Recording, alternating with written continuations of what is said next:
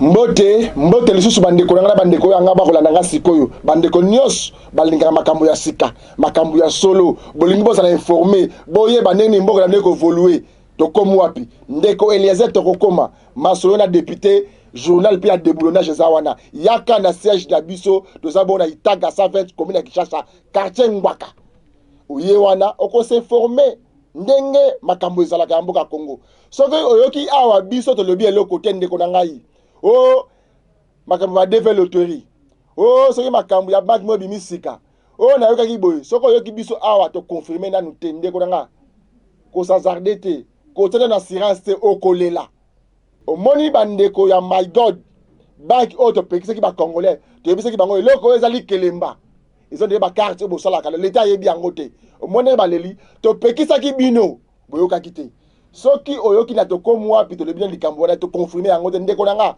ba kongomani tu ba kolanda ngai sala keba so sali keba te okolela ndenge bandeko ya my god baleli place li kelemba ba tumoro boye ekomi bank okizana li kelemba wona ba kongomani baleli na ba chaîne o mesna kolanda yango o mpuka kufi o ki mpuka kufi allez bien bokomi sango kelemba o mesna ba distraction congolais ling distraction to tala ndenge memi bino na erreur lelo bokomi kolela onde bana mike to pekisa kibino awa na to komu wapi même sport nango même kolobela to tiko lekisa mutu moko pona makambo to yebaki déjà ezali kelemba lelo bino bokomi kolela ti to ko sala émission o lelo to kolela ndeko na biso kuluti na biso président INPC Kasongo Chulunde lelo o to kolela ye atiki biso ataki boko président ya ba journaliste nyaso ya Congo donc président ya INPC nouveau élu azalaka déjà azongi lisusu mais a outi kotika biso to zape ko lela na côté ya politique papa na biso konde villa kikanda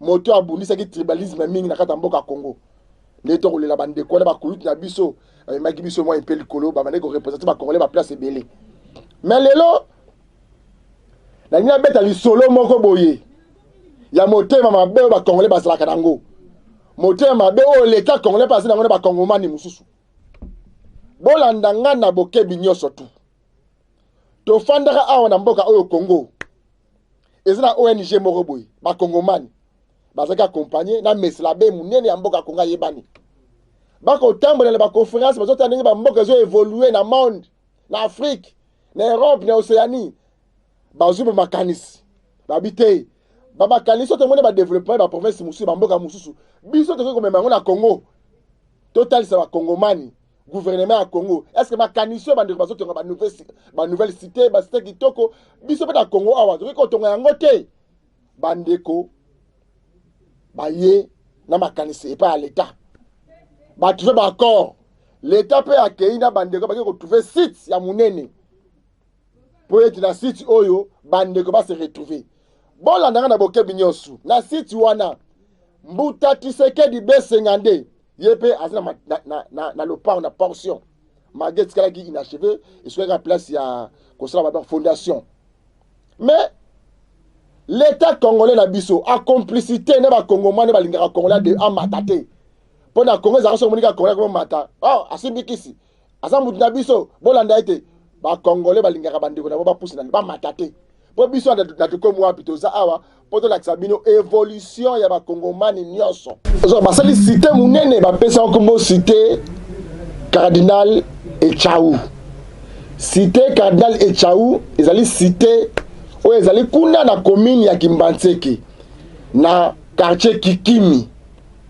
ezali bongo idée ya Meslabe Bagaza zali bongo sango oya sunga ba congolais pe belé na makanisi surtout ya développement ONG na pas munene asala na mboko Congo mais na koluka bo landana na bokebi nyosu bo comprendre bo yeba nini oyo ekomi na mboka na biso Congo kimotema mabe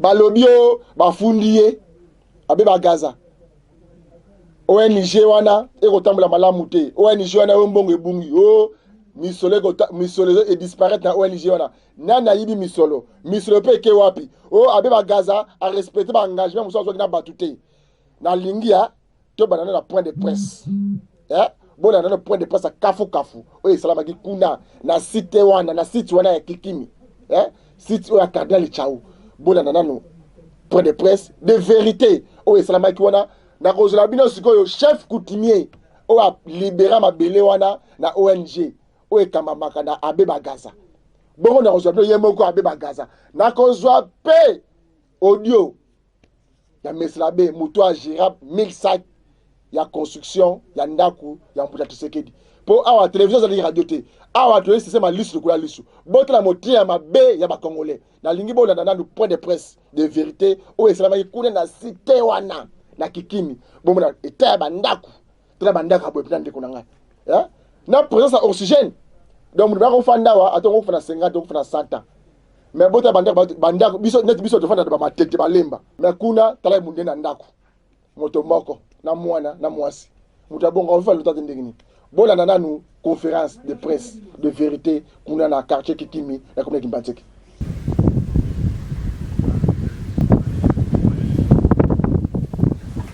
Comme l'a dit notre modérateur, je suis l'ingénieur Alpha Mimi Drae Bango, je suis le coordonnateur technique pour l'exécution de construction. Et à ma gauche, nous avons M. Guy Mudumbula Makoka, secrétaire exécutif de CRONG, coordination des ONG de développement de Kinshasa, et il est aussi coordinateur du comité de pilotage et de suivi du projet. Et à l'extrême, nous avons le docteur Banzozi Anglade, qui est le représentant du président du syndic des souscripteurs. Voilà un peu l'équipe qui va vous briefer, vous communiquer. Et ainsi, je passe la parole à M. Guy pour la première communication.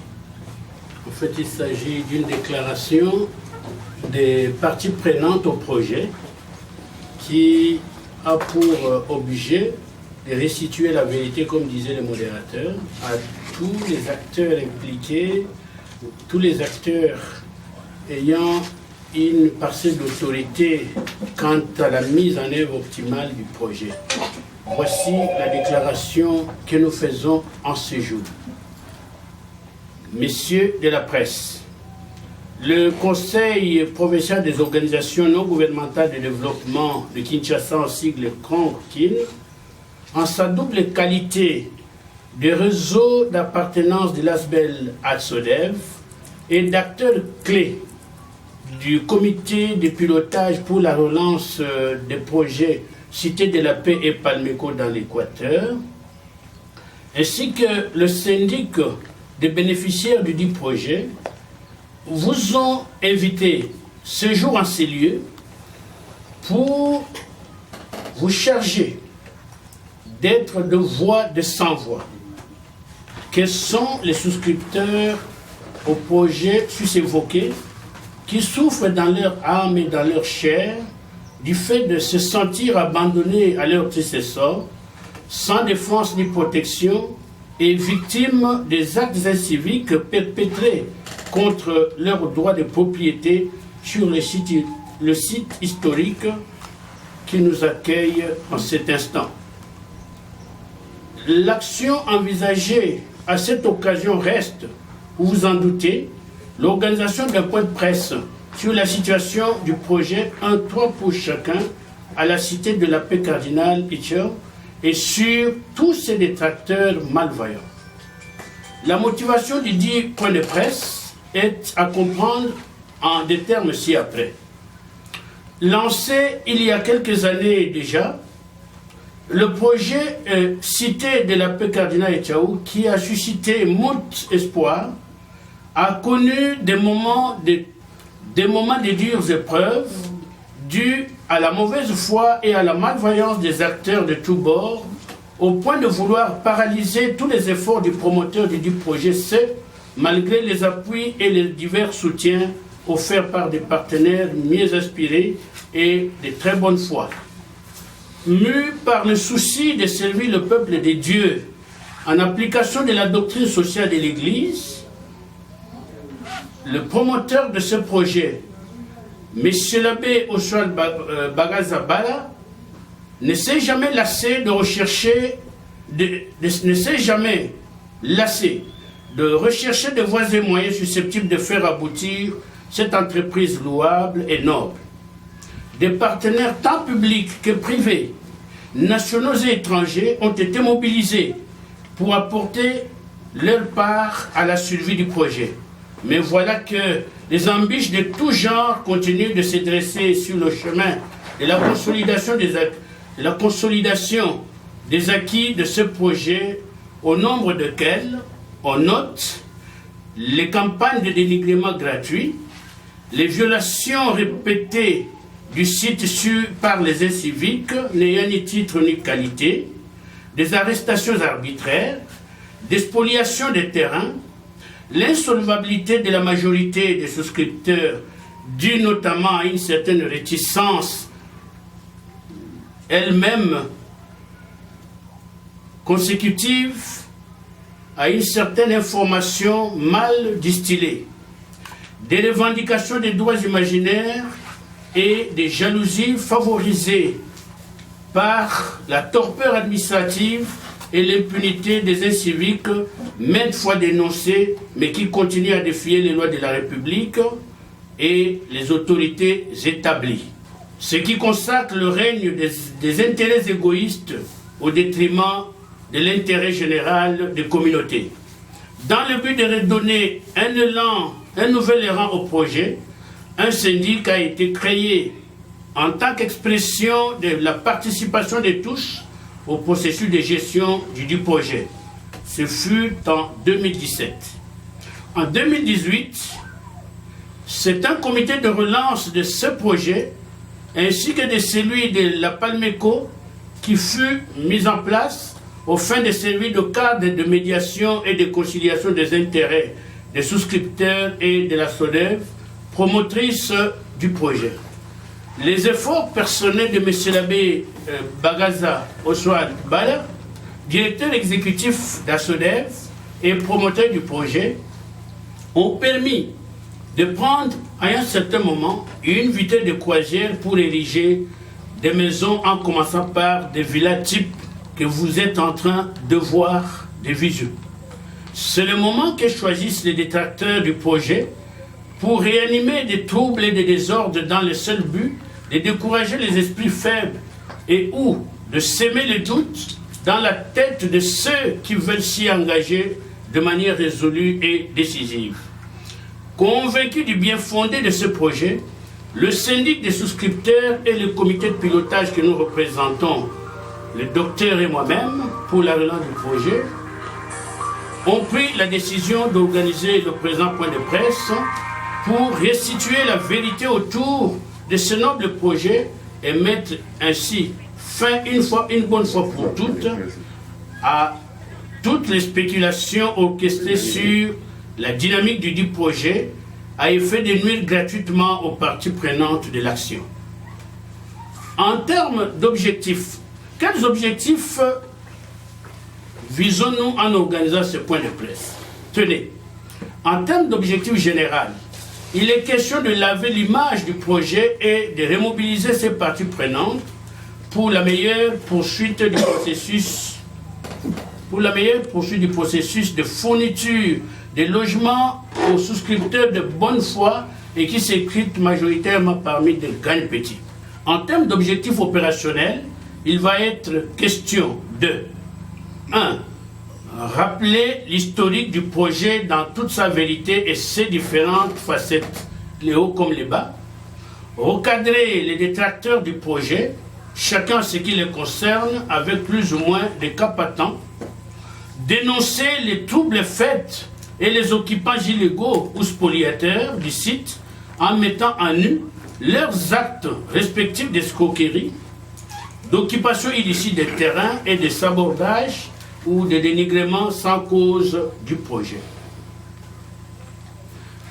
Saisir les autorités compétentes pour mettre hors état de nuire tous les malfrats identifiés comme auteurs des différentes pesanteurs qui pèsent sur le projet.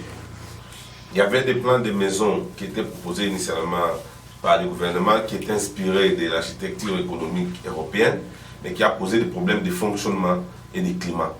Ces projets ont été réétudiés par notre équipe au niveau des ASODEF, l'équipe technique et des architectes. Et nous avions revu les plans et les maisons.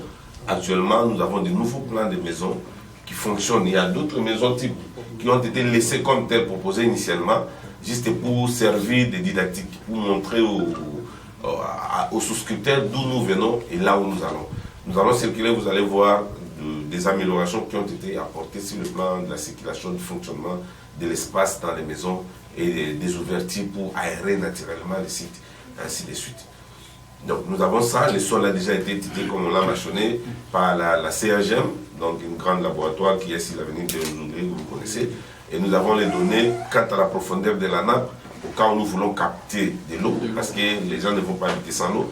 En attendant que la régie des eaux qui est en face nous envoie des canalisations, nous pouvons alimenter les souscripteurs qui veulent habiter avec de l'eau en système de forage et système d'alimentation photovoltaïque. Donc, il y a un monde depuis que Mboulao est bandit, l'information est allée, Mikanda Peso comme la Matosa qui n'a client monnaie, partenaire monnaie de projet, ou à Banda pour travailler, même commissaire, à DGDA. Plus de 500 maisons. Nous avons qui naïe la réunion, tout tambola qui a tali, tout ça qui va réunion technique qui n'a pas espère na bango pour na ça la mise au point. Donc ils ont toujours la dynamique on a aux zones ça. Communication ils qui moi Mikole Belé mankama tout ça mais toujours qui mon canoté communication ils ont c'est qu'ils ont qui yango pele l'autre toujours sur la nabino on a yango. Mais yami balé pour na makambo tali bande ko nyonso ba pesi makoki nyonso nakoki koloba yango boye te moto moko te oyo akomisaki awa asi apesi makoki nyonso soki bakotanga bazali zomi na mibale to na misato oyo bazali baindividu me makoki ya nyonso nano te epesami tokokende na mozindo te mpo ezali masolo ya na bakompani me nyonso to epesami ezali te ntango basali projet batie baetape kozwa mwa kokomisa kombo opesa pe mwa eloko mpona mabele otie awa après kopesa mwa eloko ya mabele opusana pe mwa moke na mwa pourcentage moko boye mpo epermettre babanda fondation na yo mais soki otali malamu na autour de 160 maisons tozolinga koatteindre en tout cas plus la moitié, à 20, moins de 20%, le commis atteint un niveau à part la société d'individus. Donc, les alliés les Camboya, dans beaucoup c'est autant à Tepo, les alliés ma Cambo, les alliés ma compagnie, les représentants, mais mon côté a pessi ma coquille sur la soudelle, pas saler mon salade. Mon salaire a botonga cité, mon salaire mon nene.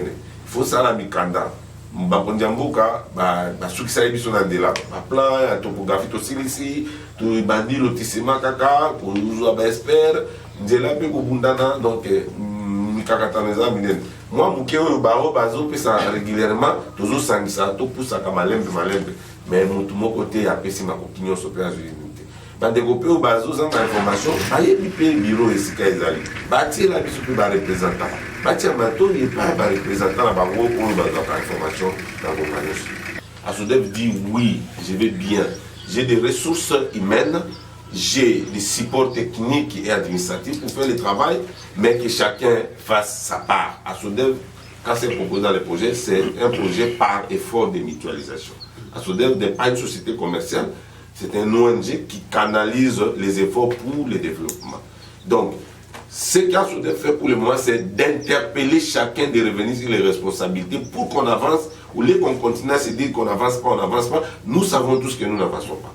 Le rythme des maisons que nous pouvons produire techniquement n'est pas celui-ci, et donc nous sommes conscients, et les partenaires, le gouvernement c'est le partenaire clé du projet, il doit apporter l'aide qu'il a promis et apporter la protection qu'il a promis. Les souscripteurs qui ont souscrit doivent apporter leur part avec régularité. C'est à ce moment-là que la redevabilité s'installe.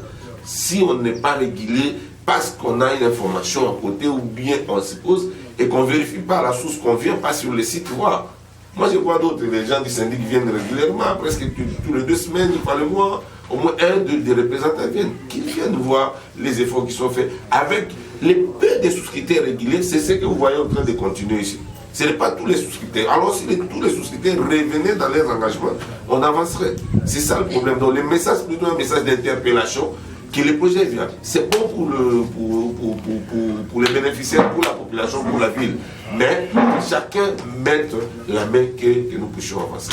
Oyo ezali projet ya bandeko ba congolais basangana ki ba congolais basangani ba pesi makalisi na bango ONG tamboli na monde ba ye oye kamamaka na abe bagaza ba pesi makanisi mais manani bazo bundisa yango ba congolais bolanda siko déclaration ya chef coutumier o alobi ke espace oyo to pesa yango officiellement na ONG oyo ezwa makanisi o l'état yaka nango awa poto tonga besika onyosu betandi nouvelle cité ya ba congomani o abuta Tshisekedi batia makanisi ye moko kitako na bike awa so na ye ko fandawa ezala malamu mingi boza na leka présent rassemblement nga moko na yo ko tia makanisi nanga amayele nanga batonga nge loko na ndenge nanga bona na sikoyo réaction ya chef coutumier ya Kikimi soki mboka na bino quartier to quartier na bino boza na député te boza vraiment zéro parce que muta wela bino kuna za député na député zo wela côté Hotel, il y a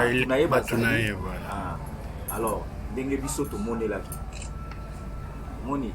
Alors biso to sepela ko mais c'est la beba gaza ya ki wana asala musala to pesa ki asala musala etam.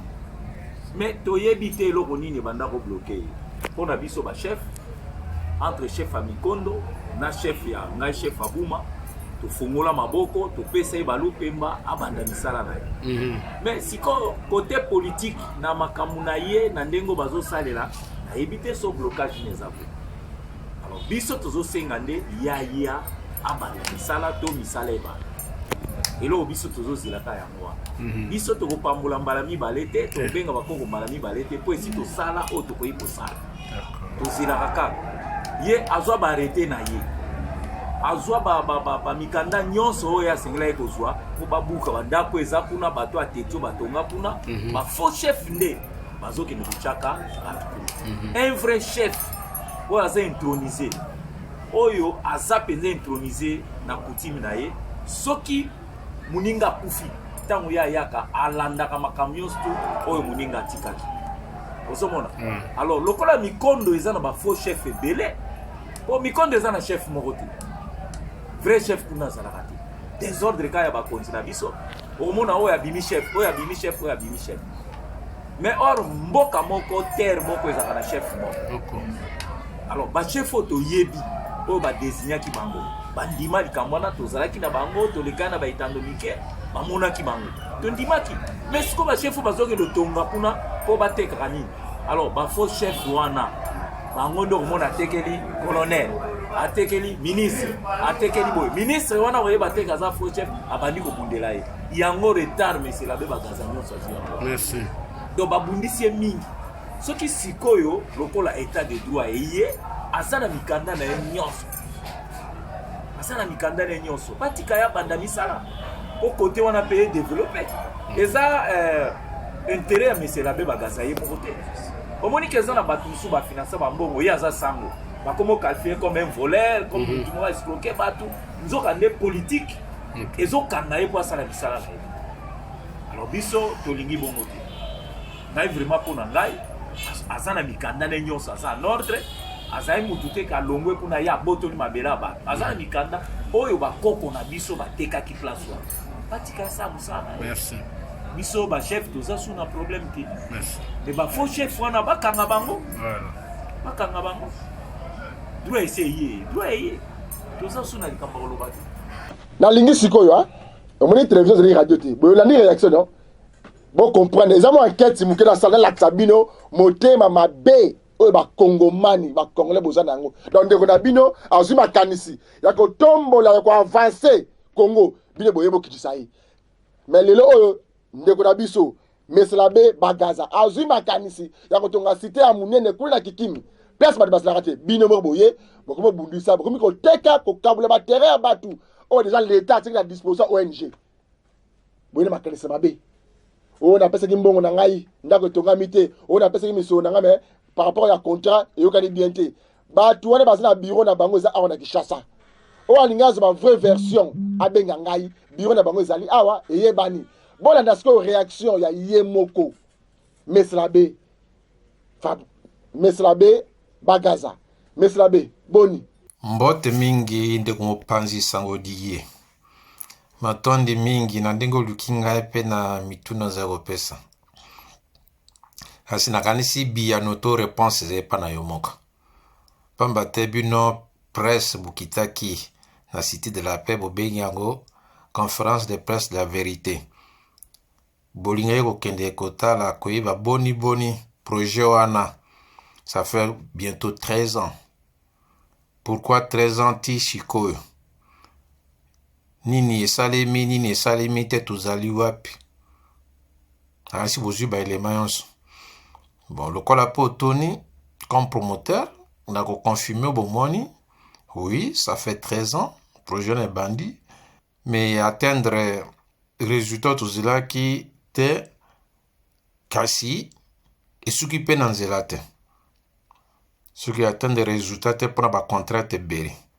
Pendant 13 ans, depuis installation officielle sur le site, 24 février 2007, c'est seulement en 2012, le 28 février 2012, des Touzois qui arrêté l'affaire foncière au COP, Sali Sabiso to Banda Moussala. Tout est concession des gens à disposition à 2007 à 2012, donc 5 ans. Bomona qui va partenaire bayaki, basali, baye na ba pro, na ba financement, na ba plan. Et que là qui te gouvernement lobby, ba plan na bangwana, na ba chambre mike na banini, et comme adapté na biso te toujours na problème espace, c'était augmenté toute la famille, bah autant. Tu adapter plan na, et puis gouvernement baki tout ça va maison témoin. Tout si la maison témoin n'a pas attend. Il a fallu en 2014 pour le gouvernement approuver Banina. Le gouvernement approuvé pendant qu'on lançait les travaux officiellement, c'était 2015. 2015 on monte à 2007 et 2015 au moni baspoli batubakota qui gauche à droite etc. non batubapaya de bapala minoto ko ça musala désolé pas aux mono. Avant tout ça musala wana tout ça qui tokokisa ba préalable yonso. D'abord étude du sol. Mabelo ezande ni awa tokosa ba fondation na profondeur nini la dimension ni bloc en ceci. To se ba lever topo. Ba lever topo ça va déterminer ba courbe de niveau pour que banzelez d'abord ba zone lotissable non lotissable ici ko ba ko tonganda kote ba ko tongate parce que et cause site potentiel à ba érosion. Courbe de niveau pour te banzelez à perpendiculaire ensemble. Omona awa motoko akekuna a moto akekuna batongi en dehors correspecte banino ate gouvernement tous amolo bozela to koka ko bimisa bato wana bon to bana musama le temps ko zela wana ti 2016 écoute biso transition côté ba problème politique et c'est ti to kobe na retard wana entre temps to fonctionnaka na gouvernement bloc monsieur il fallait tout bénéficier de la facilité administrative le corps ba exonération na bloc comme exonération toujours qui en 2013 et comme en 2015 et comme une échéance il fallait quoi actualiser banda ba démarche à quoi actualiser qui le semite ba conteneur na bloc monsieur ezana libanda ozomona par retard wana salibongo gouvernement mo ba ministère bosu ba yaki ba dossier ba ki en malam baza ko accompagner mususu baye et comme retard mo ba ministère quoi affaires foncières na urbanisme zaki sikamo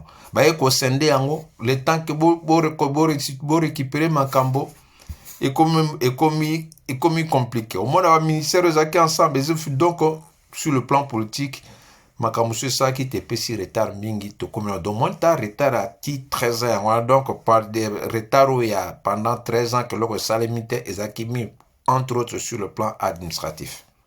Problème à financement ça ko se poser te. Si au moni ba toyons ba yaki wana ba partenaire wana et toyoka impem na bango mingi ba parce que ba assouplir ba condition mingi ou ba tunaka ou ba garantie souverain bloc en terme. Malgré cela talaka ka situation ezana mboka inflation pouvoir d'achat ba tout s'effriter moi ba makambo belé ezo sala ke et critère garantie penza ya remboursement pe sa matin mais toujours travailler na bango eza na syndic na inte tozwa solution po te ba exigence baza kosenga tukuka ko accéder na yango financement ezali la me bakoya na mbongo abi ya mbongo mona même musoleleki munene banque songa bi naza capable ya koendosser honte ba souscripteur bamso bi baza na garantie au pèse au niveau ya banque tete pendant 10 ans pendant 15 ans nakobana opesa montant boye moto ye na mbongo aza assure mpona korembourse en te tala ne ya problème yango wana mais ensemble tozoluka ba solution po to contourner yango et naza remercier équipe ya syndic ba souscripteur na bato musu pas si j'y travaille. Je suis très content. Ce que vous avez suivi sur le terrain, c'est 2 fois ce qui a été pendant que j'étais là, comme on a que projet commis approprié, bato kanisi ba mo trésor qu'on a bon bazako kenango liboso. Parce que ceux qui confiance en zate, on n'avancerait pas d'un pas. Et ce n'est pas moi qui vous apprends, vous n'avez qu'à comparer histoire en beau cannabison. Des tentatives qui ont existé ou PKP oyozali vraiment insolite, hein? Et c'est là que Bimina gouvernement est quand même au gouvernement initié à pèse sur un bocon comme on a vu financement yao yaboya wete mais mécanisme on a cadre réforme quoi mutualisation bokenda et 13 ans on est là, on n'est pas tombé en faillite. Projet tombé en faillite tata mokete. Tunge to comme niveau musus.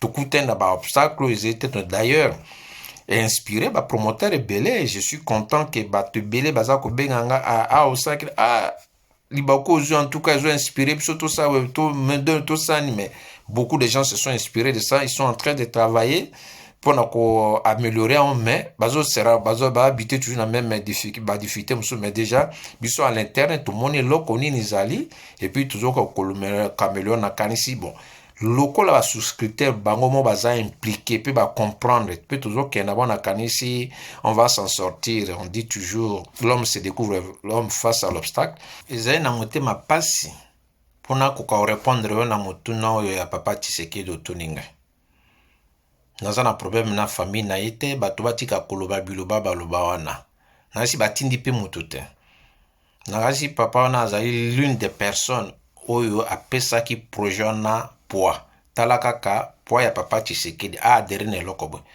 et de quelle manière na mona ye mokolo mota alandanga na télévision bobenga mona sangwana ya ta na PC spirituel moi aussi je vais souscrire 3 ans après amoni ba image na site banda ko to ye moko ake en absence nanga na zalaite ake atali avant di tibutu azongabi no ba ibisinga monsieur la baza na mobembo na poto soka ye amonanga na ye abi tokendeki na mama kuna ezali boni to négocier makamazi OK je souscris alobi nasali yango pour nangai mon côté j'ai fini mon âge mais je pense que projet ezali intéressant ko développer Tchangu et ko développer Kinshasa Congo na kozala kuna pour accompagner un projet ici apesi pe mbongo ne comme moton sto bandi mosala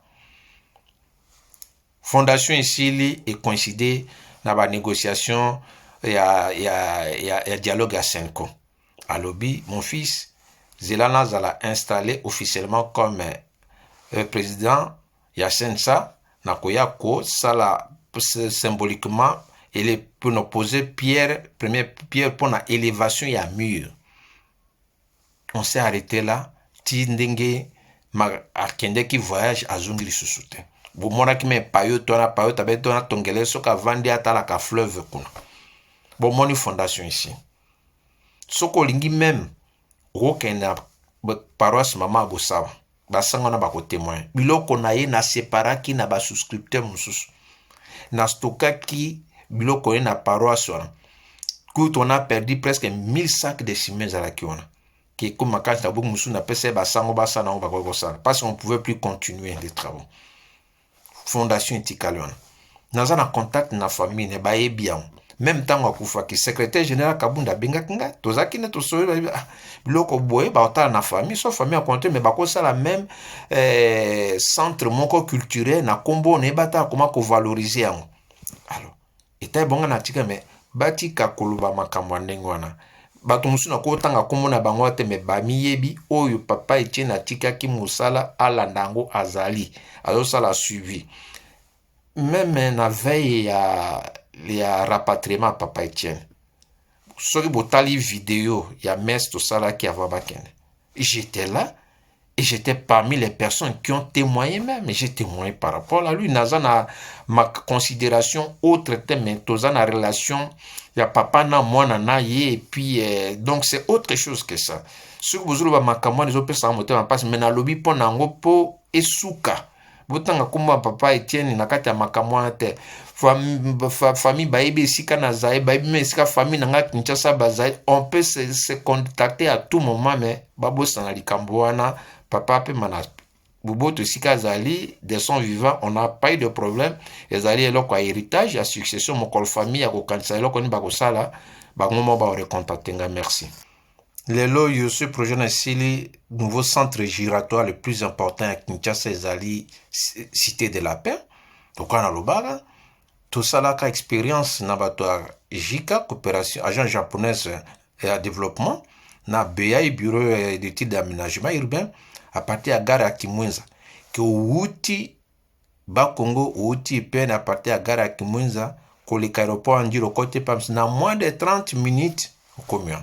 Mais imaginez que ozole kana monga fula ozole kana lemba ozole kana matete ozole ka Kinseso njili pe au commun sans emprunter bypass na Lumumba obi trajet salaka et comment c'est ezali te soko voyer na cité de la paix olingo kende njili olobima na njoko ozo Lumumba à partir ona okomi njili à partir no komi matete à partir no komi lemba oleki place koleka donc et pour un désengagement centre-ville il y a jusque là naibite ce qui eloko mususu koleka ngo ezali et puis Tchango eza kwa gorgé eza kuzwa population grande partie ya population ya Kinshasa mais so citoyen eza développé na oignon surtout kokanisa osala bilo bato bakenda ville bakonende bayana à l'époque même à l'ancien gouverneur mais boti a développé boti a capitale provinciale là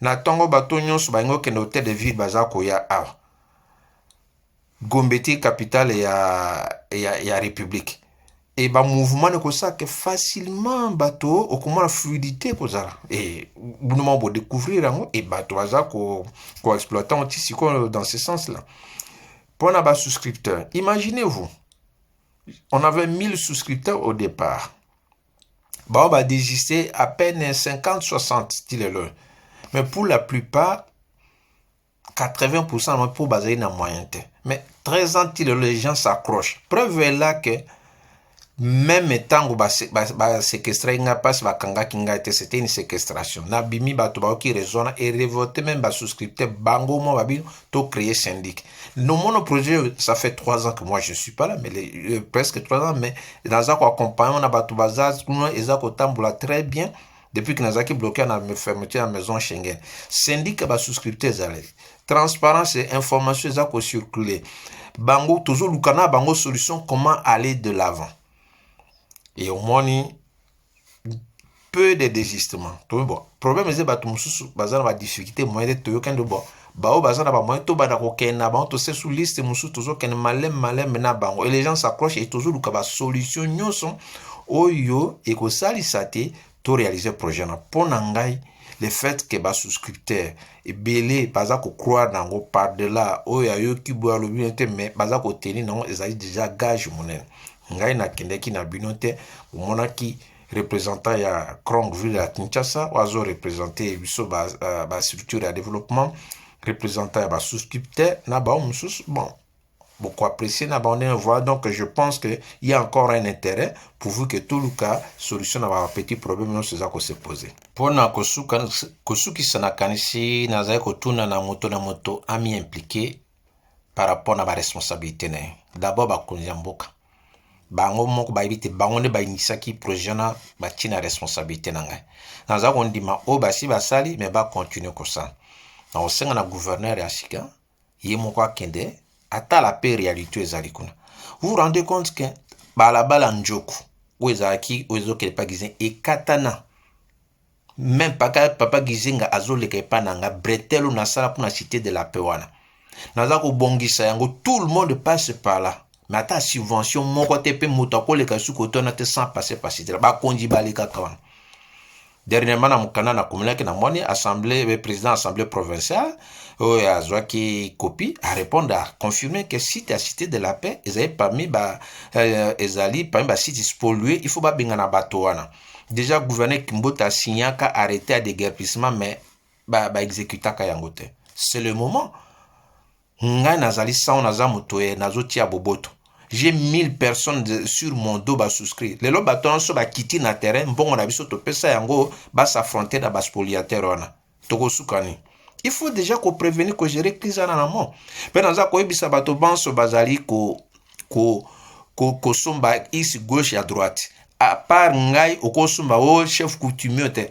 La kisa ba pangi sango photo yo cérémonie to salaka ministre à l'époque il y a urbanisme habitat et Gouaké en présence à papa cardinal Kendeki na mois de mars 2015 pour lancer ba travaux, il y avait les deux véritables chefs coutumiers successeurs ya Ndola Mabela na Nene ou azali même copté député provincial yekuto a témoigné wana à part bango oyoka songolo pakala c'est rien. Je te mets au défi. Benga ba chef coutumier ba bazote kala batona baya. Je veux benga kusala koute émission. Benga bato mususu ba somi mapango wana ba na somi pas songolo o prévenir que ba sombi et pas na ba farceur. Ba yebisa pe bango e kozala pe malam. Gouvernement central. Na vandiawa, nous na otage ba conteneur ezali à moyen kendate parce que ba renouveler exonération te. Gouvernement ça écoute commission interministérielle en 2016. Il y avait au moins une dizaine de ministères pour résoudre ma résolution ezali. Cabinet premier ministre akomela kingake baza bandi ba reconnaître makambwana, il faut ba accompagner ça administrativement mais ça traîne. Est-ce qu'il n'y a pas lieu d'aller vite et de l'avant? Et là qu'on a zako senga wana. Totia molongo motora motora CP nazo remercier ba souscripteur na confiance et puis ndenge toyokani bango pe babanda kufungula maboko bapesa investissement liboso ezepa na bango. On parle mutoabi oza financement eze ya bango bazo pesa mbongo na oto samusa mais mbongo na bango bapesa muke kokate nde tozui mbongo epa mususu a crédit mbala moto samusala pour que mbongo na bango bazo pesa muke wana et rembourser yango. Ta biso toujours jouer rôle la facilitation. Il y a pas à faire une confusion entre aide et financement. Ngai nazaki mission ya kuluka aide te nazape kuluka on nazo zwa d'une manière d'une autre mais nazui aide te pour na construire morambato na mobiliser financement ezali mais ba bénéficiaire ba pesa garantie ya remboursement financement to avancer ezali pe bango bazo buna ezali pe gouvernement akoki intervenir d'une manière ou d'une autre omoni batangi mwa musolmo te tuzana mwa etikali ba souscripteur ba ju monsol ezali par exemple 2,500,000 pour compléter le financement. Est-ce que le gouvernement est incapable de faire sa subvention à 2,500,000 pour récupérer même bâton école à place bâton école de santé? Donc il y a tous ces mécanismes là et syndic qu'on négocie dans bateau pour aller de l'avant. Voilà, je voudrais que tout le monde s'investisse dans le cadre où on a plutôt qu'un aliboso. Projet Zali Malam Zavi Nakanisi, surtout Tim Akanisi dans la positivité pour atteindre l'objectif. Merci. Oui, tu as quelques précisions pour citer wana oyo ya monseigneur oyo ba notre makuna kota kikimi donc toyeba construction basaki ya ciment oyo zaki destiné na résidence batonga ndako ya papa Tshisekedi eza wapi? Mais là ça va être binonga na esa bino. Oui. Parce que kangwa quand basaki bebaki oui. Kabela kango bato ko batonga kite basaki mususu komani makasi non basala donc mais ça va être oui. Allô? Basala kango nini? Basala kango nini? Kabela ki bato en attendant soki babangi babanda ko luka basaki mususu c'est bino ndenge wana. Oui. Mais parce que ça qui a bien kabla ka ba tu peux umela ki mingi pour projet les sous. Et ça à peu près combien de sacs? C'était 1000 sacs. Donc bien kabla na bande ko mususu. Biso to kabla ke yemo muta kabla ka apesaki bato en attendant mpo basaki mpe bate so misala ebandi akolukele basaki mosusu ayebisaki bino ndenge wana te. Ok, merci Mr. Labe. Donc tozwaka baprécision wana. Ok, bandeko balandi ya tokomi wapi bomoni bolandi bongo réaction ya Mr. Labe Bagaza. Bolandi moi audio mokie ya Mr. Labe Hippolyte. Mais bon comprendre que dans kata mboka na biso Congo c'est un problème sérieux. Donc ennemi à Congolais à Congolais. Même si tozo kosa na ba internet, oh Rwandais Ougandais te. Oza Rwandais esprit na yonde, oza réaction comme Rwandais, oza Congolais. Donc oza envoûté l'esprit Rwandais. Oza envoûté l'esprit Ougandais. Mais oza Congolais. Donc tu kosa ka batwana. Oui balinga biso te. Mais makambo eleki na kikimi kuna. Hein? Na cité Monseigneur Tchao. Makambo eleki kuna. Congolais, abulisi Congolais. Lelo oyo abe Bagaza zali wapi. Banani pe basali ka abe Bagaza za place azali kuna. Ba Congolais kaka. Motia mabe. Bon même yeti na boloko na prison na likamba lukuta. Même mujene makanisi. Alobi na tambole bamboka bipai na bipai na tambole na Afrique. Tala makanisi oyo bimi. Ngambo na koma place bandeko na ngai so comme na kikimi wana. Donc au moins on a besoin climatiser te. Elengi wapi. Mais banani babundisa ba Congolais. Congolais to tika motia mabe. Na suki awa mais dossier oyo pour que na uti na suka tika te kimi akolonzambe ezala maboti na bino nde tukute mukoma lopi.